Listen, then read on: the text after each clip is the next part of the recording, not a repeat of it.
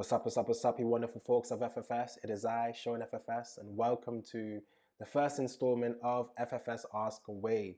It's a weekly Q&A, so I put up a post in a group. You can throw a few questions in there. Please try to keep it mostly football. You could ask some personal questions as well, and I might answer them depending on what you're asking. Some stuff is none of your damn business, isn't it? So yeah, we'll see how that goes. I try my best not to watch the questions so much because I want to add a little extra, I don't know, comedic value or surprise element to it. I don't want to know all the questions, but sometimes depending on the question, I might have to read it to give a full proper answer. I might have to do some writing or just think about it really properly, do a little bit of research so I can give you a proper answer.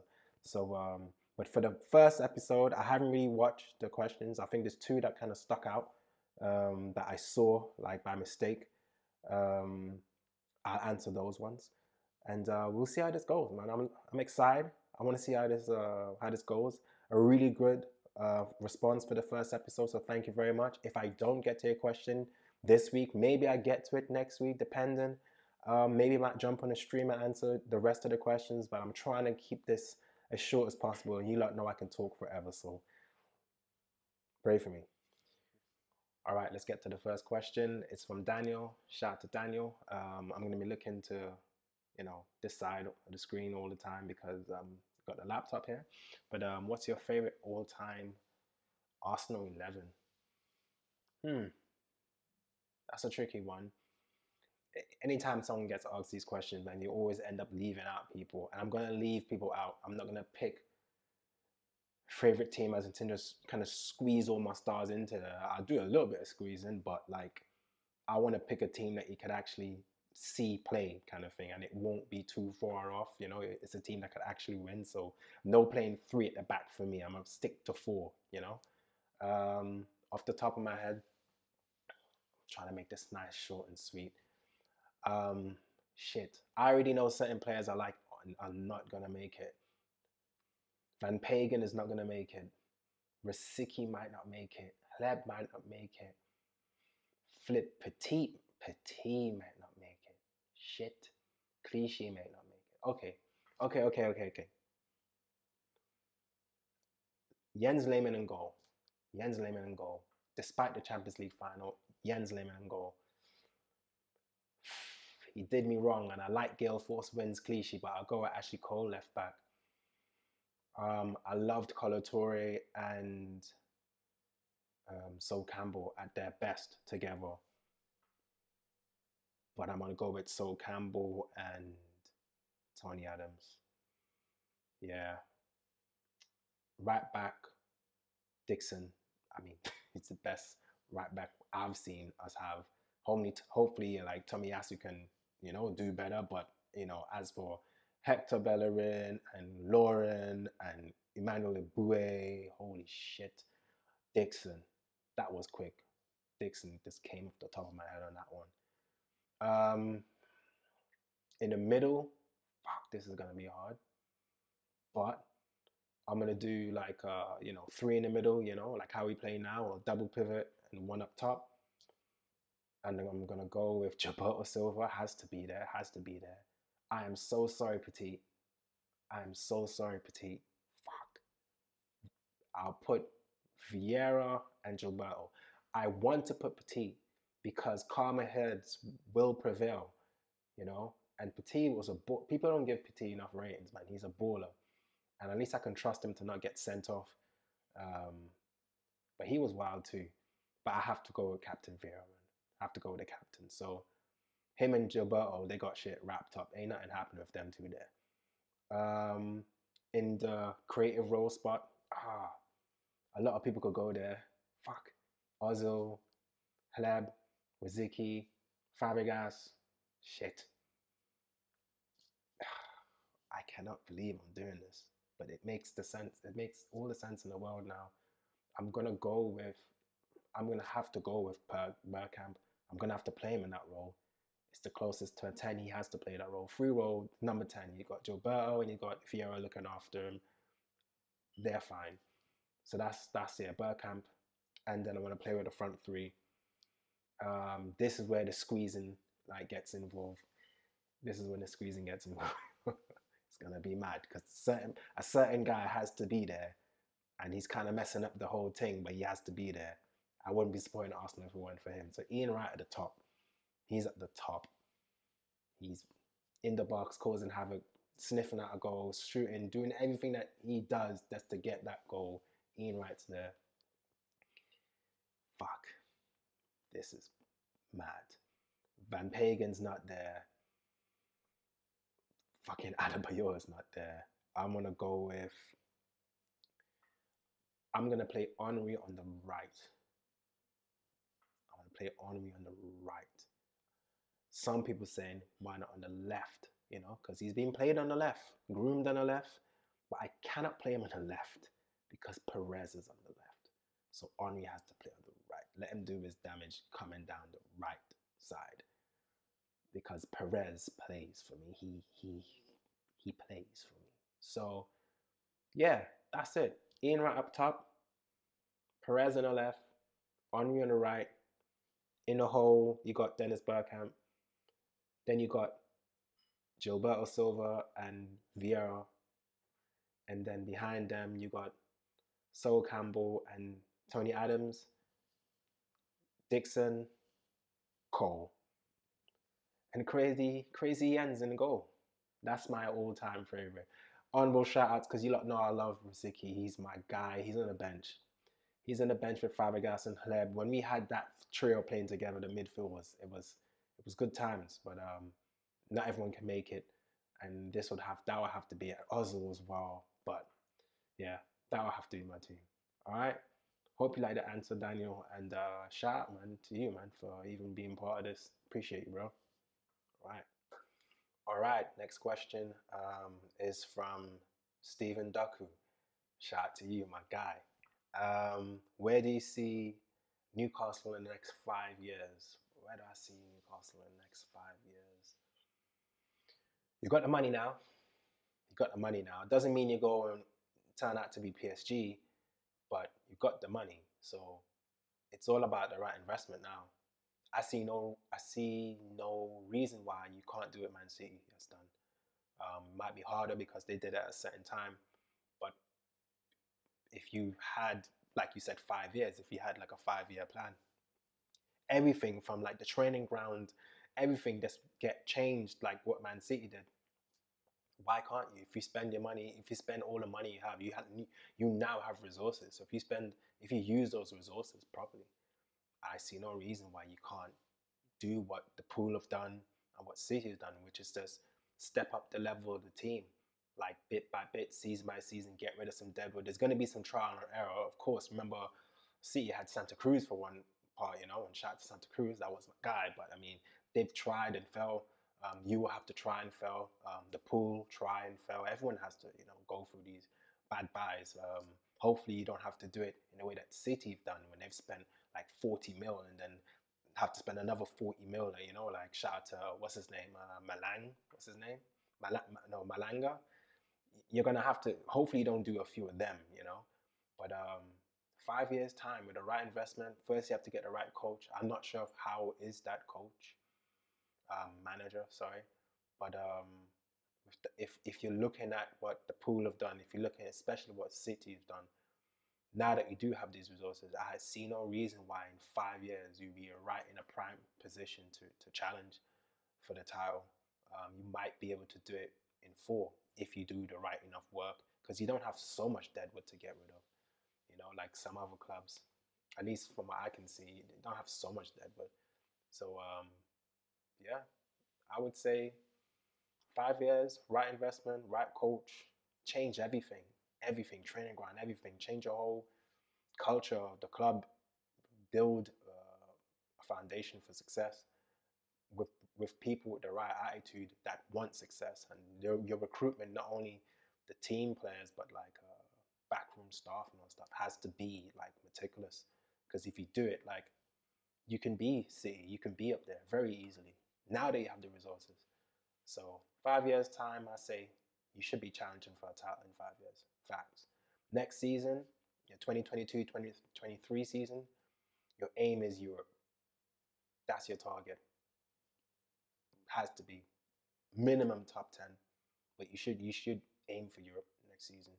That's going to be tricky, but I think, again, the right players, you can get it. And you've done some decent bans so far, especially with the Guimaras. So not too, happy about the whole Trippier thing. I think he could have gotten better, but again, he's not shit. He will take you a step up, and you only have him from now. So the next step and the next step and the next step. Come 5 years, you have hopefully a way better player than Trippier playing in his position. So yeah, 5 years challenging for the title. At least one of the teams that when the season starts, we can all say, nah, they have a shot, a fair shot. Why not? Thanks for the question, man. All right, let's get to the next question. Shout out to my guy Howard. He has asked a very interesting question. Holy shit, bro. If you were reincarnated and you had the opportunity to live again, reincarnation, bro, pick one. Would you like to become a legendary player or manager? Legendary player or manager? I would say, can I cheat? Can I be one of those legendary players that turn into a manager in the other part of my career? If I had to pick one of the two, I'd probably pick manager if I had the chance. I'll be a legendary manager. I would like to have a kind of legacy like like what Wenger, Ferguson, some of these managers have done when they've actually changed the whole ethos of a club or created a culture within itself and change the game for many, many years to come. I think players can do that too. They can change the way people see a position is played, or sometimes they can leave such a legacy. They have all these other players aspiring to be just like them. You can see all these different kind of wannabe R9s and stuff like that. But none of them will be him. But I would prefer a manager because I would have brought in certain players to the club, improved them. They've moved on to other clubs, and we would have had this kind of encapsulated kind of bit of time where we probably were one of the best clubs in the world. I'll go for a manager. It sounds more interesting of a legacy to leave behind than of a player. I think a great manager can change more than a player, in my opinion. That's worthy of a debate, but in my opinion, I'll stick with that for now. Yeah, a manager, man. Shout out for your question. But a legendary manager, if I ever be reincarnated, that's much better than coming back as a fucking hedgehog or something. See ya. All right. Next question. Holy shit. This was one of the questions I mentioned before that I had seen. It popped out, and I tried to watch all these very fresh, but this one I did see. It's from Marcel. Shout out to Marcel. Thank you for everything you're doing in the community. Appreciate you, bro. Describe Arsenal as a Marvel character. I saw this and I kind of answered it already on my own Facebook profile. It goes without question for me. Gambit, Gambit, man. I say Arsenal Gambit, and that's for more than the whole French Vavavoom thing, Overall, I'm talking about, obviously, as any fan, you kind of hold on to your better moments, and I know we're a massive club, but I mean, look at the state that we're in now. We still have a big imprint around the world, but I don't think we're one of the clubs that people fear and respect like that. And I think that's the thing. Same thing for Gambit, man. Gambit has always been a kind of an underdog, even at our best. I've always said this multiple times. At our best, we were a thorn in Man United's side. That's it. We never really, If you look how many titles they won and how many titles we've won, we annoyed them for a couple of seasons. That's it, Not a titan, not a heavyweight. I wouldn't describe Arsenal as that. And that's one of the reasons I love Arsenal. I love the fact that we're kind of underdogs. But, you mess with us on the wrong day, on the right day, sorry, you might get yourself into Milan or Real Madrid out here. You might get clapped, and that's the same thing for Gambit. Don't mess with us. Don't mess with us. Because when we're ready, getting clapped, them cards come out. That kinetic energy that's clap you up. So Gambit, man. Gambit. I'm sure people are going to be like, oh my God, why did he save Thor? Or some strippiness. But for me, Gambit. Arsenal as a Marvel character, I'll say Gambit. As a DC character, that's a whole other question, my guy. All right. Next question. Next question. We have Jade. Shout out to Jade. Shout out to Jade. What's the best match you have seen live and why? All right. All right. Boy, I'll say this. It's not an Arsenal game. As in terms of like memory and takes me back, or it's a really great moment. It's not even a it's a bit of a surprise. It's a match that none of you lot have seen, of course. I don't think, because you weren't there. But wow, shout out to my Trinity people, man. Everyone from the Caribbean, the Windies, we run the world, innit? But back in the day, um, and to anyone in the group who actually, I know you probably weren't there, but knows about where I'm gonna go, salute to you too. You're looking at probably 1992. I was 12.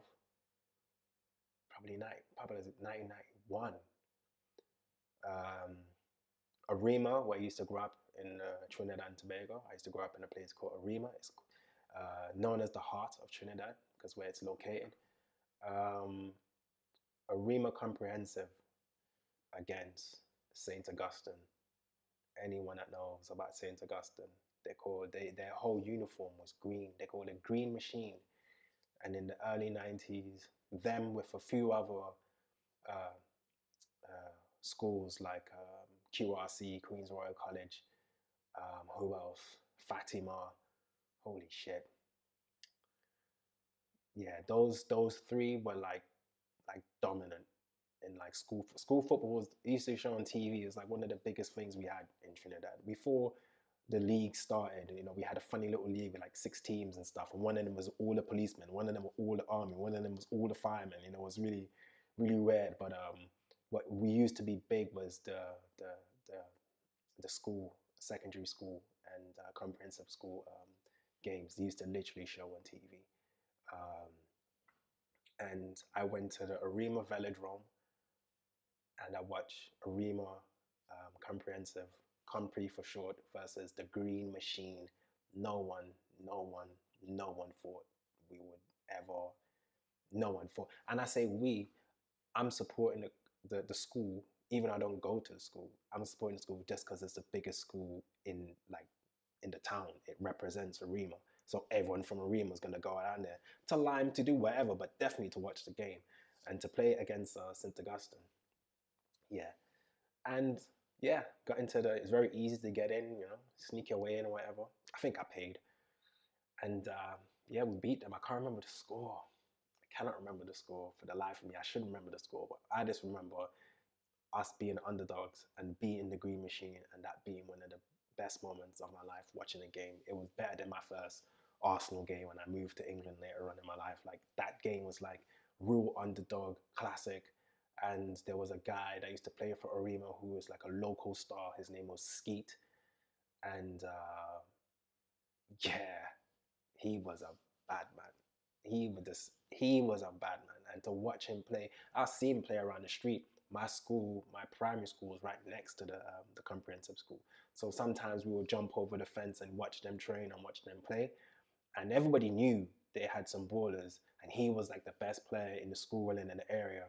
And he went mad. He went mad that night. He went mad that night, and that's probably has to be one of the best games I've ever seen because I'm watching all people from not just my school friends. It's like my neighbors. It's like everyone's there. Everybody is there in a velodrome.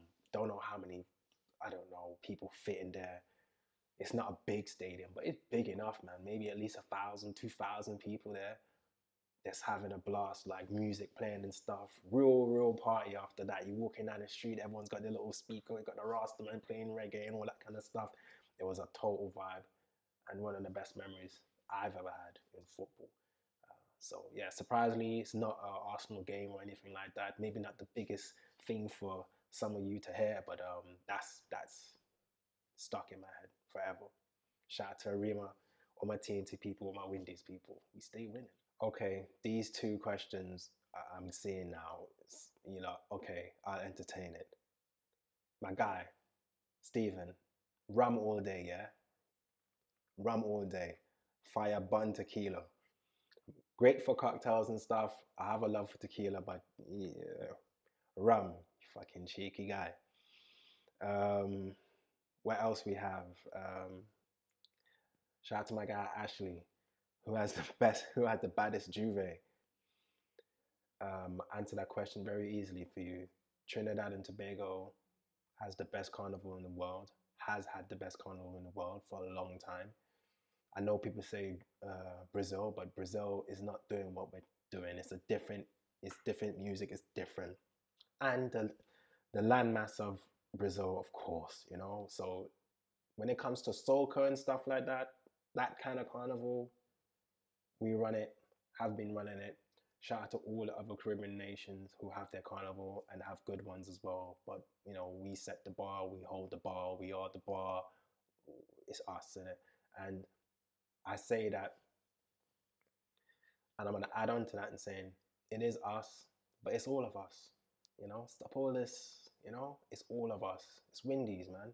It's Windies. Everybody has this cultural part. I think that I like to think about in the world where everybody hopefully contributes something of some relevance, and using the Caribbean part, we all chip in something, and that's what we chip in. Jamaica chip in a lot of things, Barbados chip in a lot of things, Grenada chip in a lot of things. Everyone chips in something, whether it could be a beverage or food or rum or carnival or sports, entertainment. Everyone chips in something. I would like to think that some of them don't really chip in too much, but at least you have 1, 2 nice beaches in that. So, but yeah, it's us, man. TNT, we have the best carnival, but it's us. The Caribbean has the best carnival in the world, the best party in the world, and that's why everyone flies all the way to us to come party with us. Yeah. All right. Next up is one from Nahom. Shout out to you, my guy. If you were to swap lives with a footballer, who would it be? Footballing reasons only. Footballing reasons only. Um, that's a tricky one. Huh. Personally, I mean, you go to your greatest players, right? You go to your best players. I mean, my favorite player of all time is Diego Maradona. So, I mean, I instantly think of him, but I think I want to stand for something a little bit different. I know you're saying footballing reason only, so, but I'm gonna, I'm gonna usurp your question and try to put someone of some kind of standing. I think I would probably say, off the top of my head, man, these questions, yeah, shout out to you lot for these questions, man, but off the top of my head, man, I would say, and this is going to be random, but that's just, it's my head. So I would say, I want to say George Weah. I want to say George Weah. I think growing up, he was and still is an icon. I hope he's a great politician. um, but I think he's one of the players that I had recognized. It probably were more, of course, but he's one of the players that I recognized was representing not only like just representing the whole of Africa, and representing like an elite level of playing for people who look like me. Um, I would say him, but to be honest, that's the first person that comes to mind if I don't think about Maradona and I'm trying to put some extra substance behind the player. But to be honest, I'm probably have to go home again, man. I'll probably say, even though he didn't have that much of a career, but it's just the opportunity. I can rate Weah for him having the opportunity to represent the whole of Africa, but and that's it's a massive continent. But at one point, like Russell Latterby was like everyone in Trinidad's hero, man. And we had Dwight York at the time, and but it was still Russell Latapy, man. And I know he ended up in he ended up in Portugal and Scotland, and people might say he may not have the best of career. You look at Dwight York, Champions League winner, cool, cool, cool. But Russell Latapy was more. He was more, I guess, more Trini to us than York. I don't know if it has to do with the whole Tobago thing, but it's just the way he played as well. He was like we in Trinidad, we love a guy who could nutmeg and do this trick and that trick and entertain. And Russell Latapy was that. There was more kids running around trying to be Russell Latapy when I was growing up than Dwight York. And to have that kind of impact, despite not having so much success, I think I would love to swap my life with him to have that opportunity to represent the nation like that, and the whole Caribbean. And hopefully I would have done in a dream world, a better job than him and get some titles as well. But nah, I'll go Russell Latapy for that one. I know, again, probably the answer people were expecting, but yeah, that guy was one of my heroes. And it wasn't like Maradona was my hero at the same time. I had no idea how to reach or get around. I can see Latapy when he played for the national team, so it's tangible. I could go to the street where he lived, so Russell Latapy. Under that, George Weah. All right, let's see who's next. Let's scroll down here. Okay, shout out to Kiana. Shout out to Kiana all the way from Canada. If you could delete one event, moment from football history or of football, what would it be and why? I mean,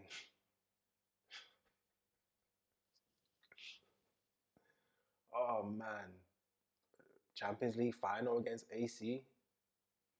They should have won that game. That didn't take long. Delete another moment. Champions League against AC. Other than that,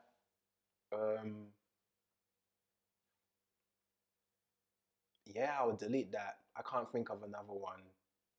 I probably can think of another one, but that would be the main one. I'll give AC that title. That should have never won that. Dirty pool. Next. All right, the next question is from Jade. Shout out to you, Jade. What 3 things would you put in place to improve grassroots football in England? Holy shit. What a question. Fuck. Yeah. I would say that's hard. It's hard to change the culture of a country. That would be the first thing to go. You can't do that. So, short of changing the culture of the country, I would say I would definitely get rid of the old boys club. I'll eradicate that. You know what I'm talking about. All the little wazzers and gazzers and all of that. Yeah, my son kicks ball and yeah. Phil, sort him out and all of that kind of nepotism and that kind of like geezer shit. I get rid of that because it's hampering real talent and it's just a bad way of going about things. I get rid of that. I would education. So like the boys club, get rid of that. Education, as in terms of the kind of educations, not only the kind of education the coaches should get, but especially the players coming up, the young kids, for them to understand that football is like anything. It's a passion. It's something that you identify with. It's something, a way of expressing yourself. It can, of course, be a career and a job, but there are other careers and jobs and things that people can do. So I wouldn't have them have like a blinkered vision of what they can become. I would try to show them from a very early age that I know you love football, but there's all these other things you can do, and bear that in mind. I hope with that the many people who get into the whole football thing and it doesn't work out, they you know, go on to have successful careers in other departments. But I also hope that it kind of creates a kind of a funnel where, because they're aware that they could do other things, the people who do stay and dedicate themselves to the craft, we kind of get rid of some of these, like, not pretenders, but people who aren't really too serious. The people who really love the sport and really are dedicated to the sport, they're the ones that are going to see all these opportunities because of education, but still decide that football is for them. So education, this is off the top of my head, so I'm sorry if these sounds a bit corny or whack to people, but just off the top of the head. So the old boys club, education, infrastructure. I have no idea what Hackney Marshes looks like now.